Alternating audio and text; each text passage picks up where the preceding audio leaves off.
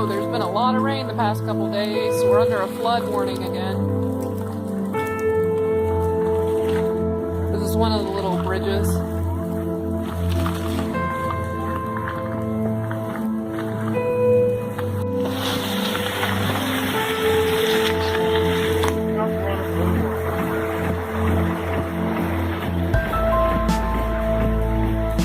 Look back there. See how you can see it's just flushing.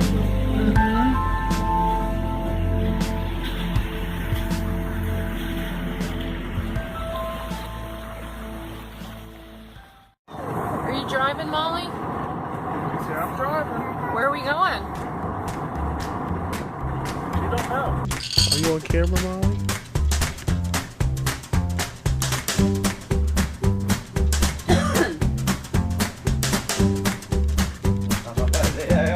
Mr. Blackjack, you don't mind me on camera?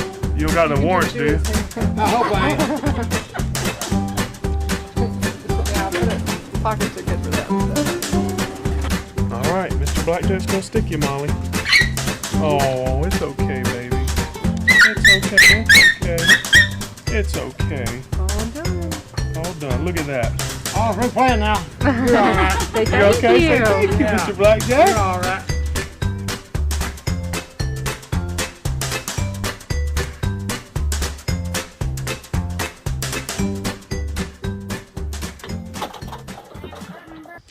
Okay, so Matt has put in the screen, and once again, the main reason we are doing this is the flies in the house. We're hoping by screening in this section, it will give us an extra barrier to kind of get everybody into the porch, kill any flies that made it in, then get everybody into the house, because the flies have been probably the biggest pain in the butt.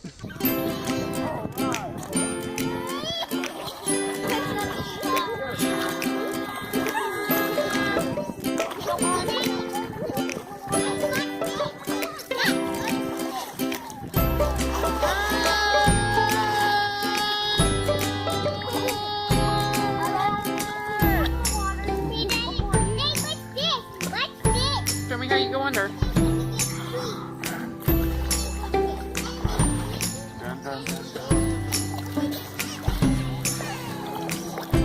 Great job, Kason. Great job, buddy.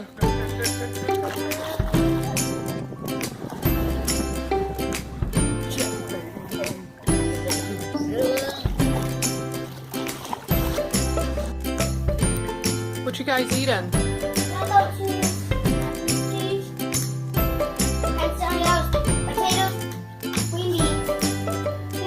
Are you gonna eat your green bean, Campton?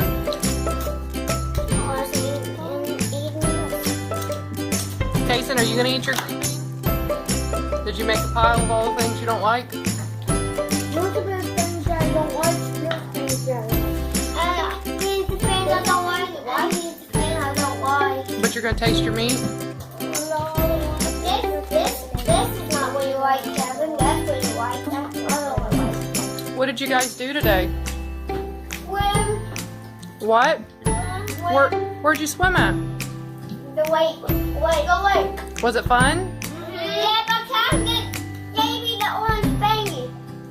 What was it? Pool noodle? Canoodle? Full noodle. A floaty. A floaty. Daddy, mac and cheese balls. You can have it. Alright. Look at this. The dog's been up here and dog's been up here and they got healed. Campton Owen. No. Might remember from one of the previous videos where we showed Matt cutting the grass, where I had Cameron cut some like little paths through different places. He cut one like all the way around here and stuff, and I thought that was just a great idea because the grass is so tall we can't explore right now or anything. Kids had lots of fun going down there and taking dogs for a walk. Then we had our first real experience with chiggers. So probably about 4 of us got chiggers. 2 of the kids got them really, really bad in the like underwear area. So all their little sores are all healing up right now. So hopefully we don't get that again, but I'm sure we will. So all the exploring is just gonna have to wait until it gets quite a bit colder and hopefully there's no ticks and chiggers in the cold months.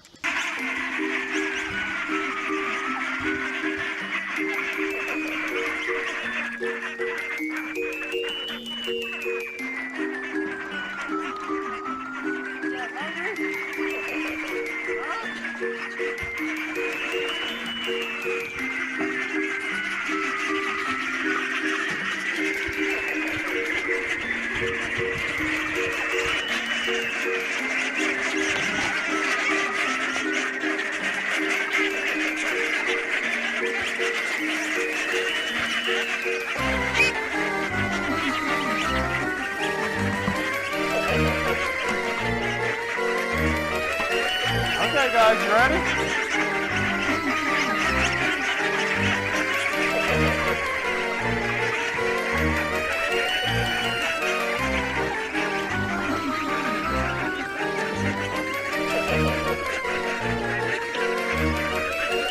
Come on guys.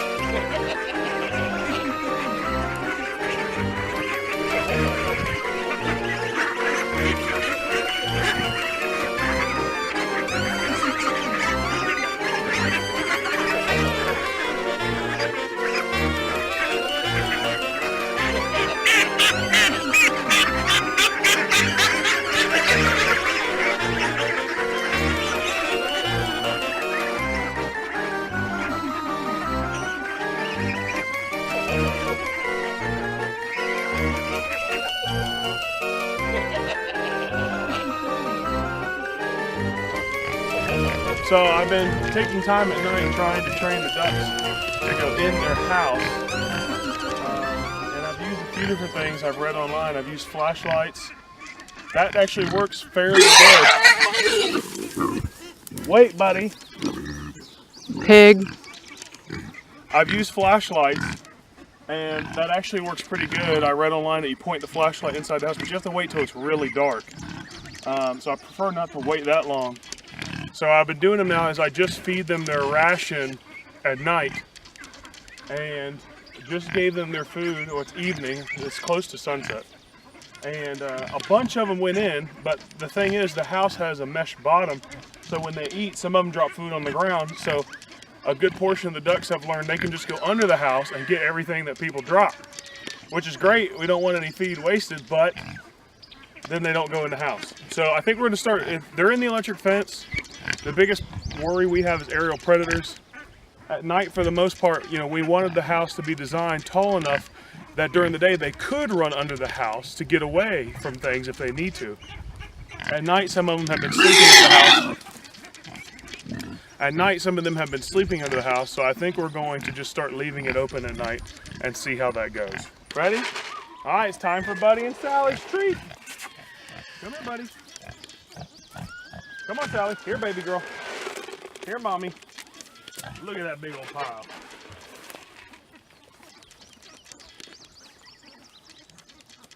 Play with you, buddy. Now you got two spots to go back and forth to. There you go, Miss Sally. Get some big mouthfuls of that.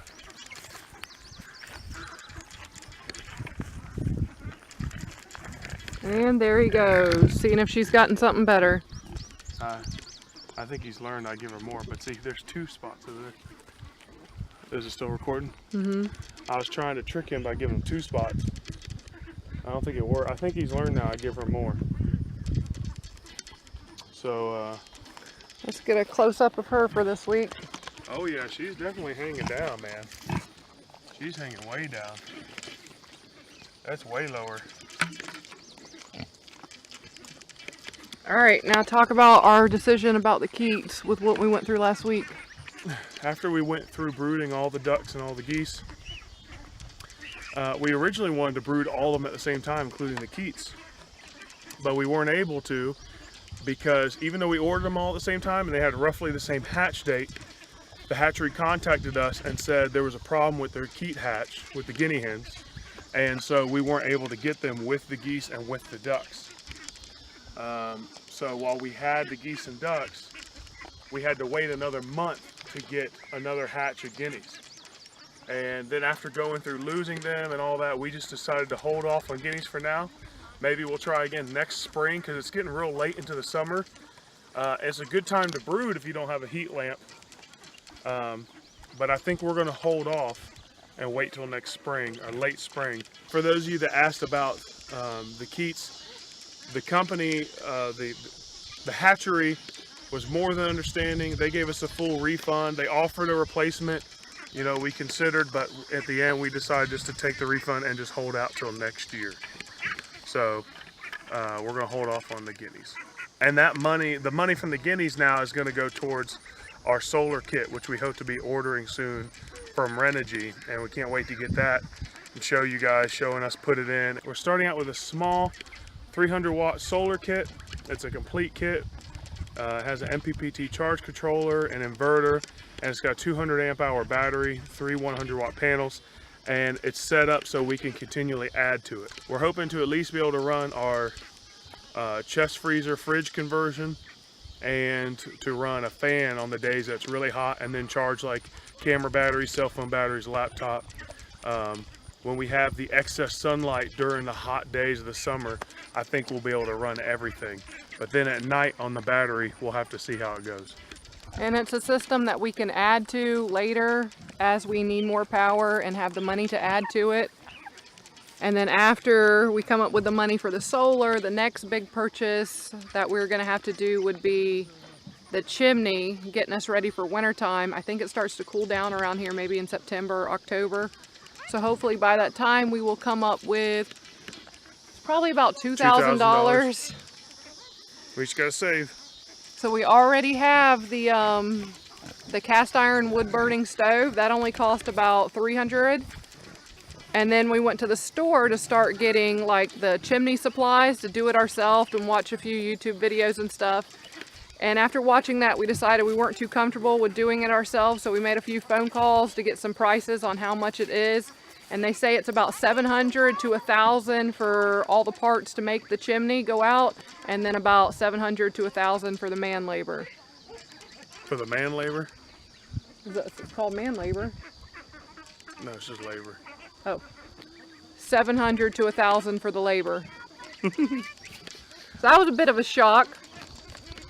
Yeah, it was, but we want it done right. We want it done safe. And every time we start a fire in our house, we don't have to worry about, you know, did we do everything perfectly right so we don't catch our cabin on fire? I don't want to have that thought. You know, it's different when you're working on building a shed or building a duck house or screening a porch. You know, you can make little mistakes and kind of baby them or band-aid them, and it's not the end of the world. It's no big deal, you know. But the chimney is something that is so dangerous and so important that it has to be absolutely done right, I think. I think it's a good idea to be done, not DIY'd, and be done by a professional. That's my humble opinion anyway. I have 6 kids, so I want to be able to sleep at night. Right. So that just means a lot of the smaller projects are going to be put on the back burner until we make sure we have heat for the winter. And a little bit of solar to get us through this hot summer that it gets up to about, what, 104 in the cabin sometimes? It can get up to 100 in the cabin, but we're not done insulating it yet. So we make plans to mitigate the heat so we don't feel miserable. We go to the lake, try to go to the lake at the hottest part of the day, which is amazing at cooling you off. It is the best, jumping in the lake.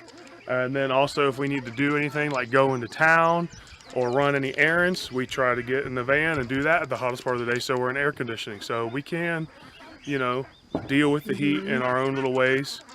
But and then we can also, we always can turn on a fan, but that means we have to leave the van running to have the fan going. Yeah, our generator doesn't work anymore, or it's been giving me problems for probably about, even after I fixed it, it worked for a little while and then it stopped working consistently.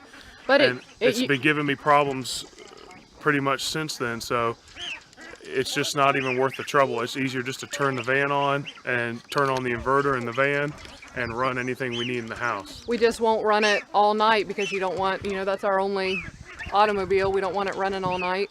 Right. We considered getting another generator. That way we could run the fan as much as we want to. But when it comes down to it, if we're going to put that much money into something, we might as well do it into the long-term goal, which would be our solar. Right. We were very close to buying another generator. And then when we started considering the money we would spend, we decided to put that money forward to our solar. So that's what's going to be happening soon. You'll see.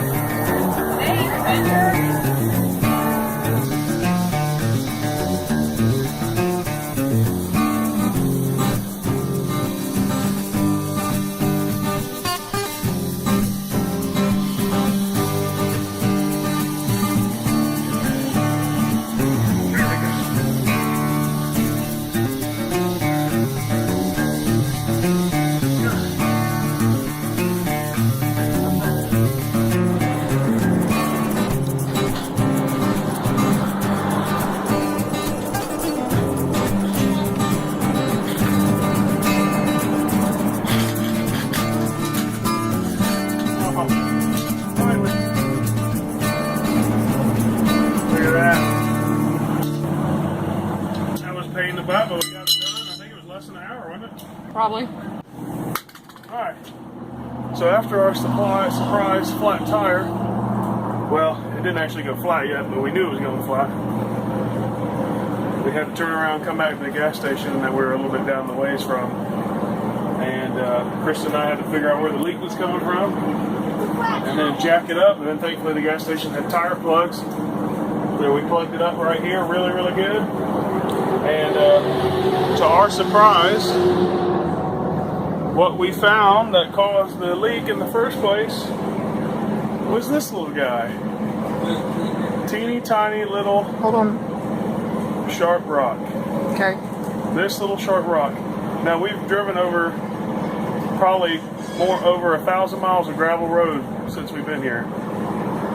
And this little teeny guy is the first one to cause us a tire leak. But she's fixed, and hopefully the patch lasts a nice long time. Maybe you should throw that rock in the woods. I'll keep